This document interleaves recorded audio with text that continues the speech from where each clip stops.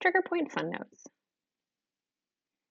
A muscle is strained or overused, which leads to lots of acetylcholine being released into the neuromuscular junction instead of just a little bit needed to catalyze muscle contraction.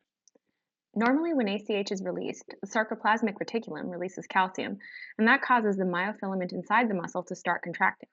And in case you forgot, the SR is a network of little tubules that surround muscle fibers and store intracellular calcium, right here. This time, though, there's too much ACH, and the SR actually ruptures and lets out way too much calcium. That means not only does muscle fiber contract, but he contracts and he stays contracted. Because muscle fiber is contracting a lot, he starts compressing blood vessels that surround him. Oh no, if blood can't flow, oxygen and nutrients can't get to muscle fiber. And he's already eaten all of his ATP snacks to give him energy to contract. He needs more to relax, and there is none. It's an energy crisis. So muscle fiber stays in a contracted position even though there's no longer any local neurological activity. He's basically eaten up all the ATP snacks and sucked up all the oxygen in the area. And sadly, Uber Eats does not deliver to the neuromuscular junction, so he's out of luck. He's so contracted, he feels like he's been tied into a knot. In the meantime, the body's trying super hard to repair the calcium pump so that it can get the calcium back to the sarcoplasmic reticulum where it belongs. It's not working, so muscle fiber stays knotted up, but gold star for trying, body. What else is happening while this vicious cycle of contracture continues?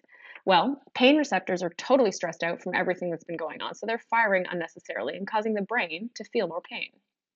And vasoneuroactive substances get released in the area and cause local edema, which keeps compressing all the vasculature and nerves. Vaso, blood vessels, neuro, nerves.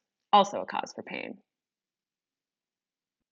So now you've got that part down. Let's go back to the beginning for a sec. Remember how I said all of this started when a muscle was strained or overused, and then all that acetylcholine gets released? How does that happen? Here are some theories. Some people think it might be muscle spindle's fault. Their theory is that muscle overuse or trauma leads spindle to become overly excitable, which leads him to send signals to the CNS to contract, even though he doesn't have to. This could totally start the energy crisis process. Others think that muscle overuse or trauma causes dysfunction at the level of motor nerves and muscle fibers.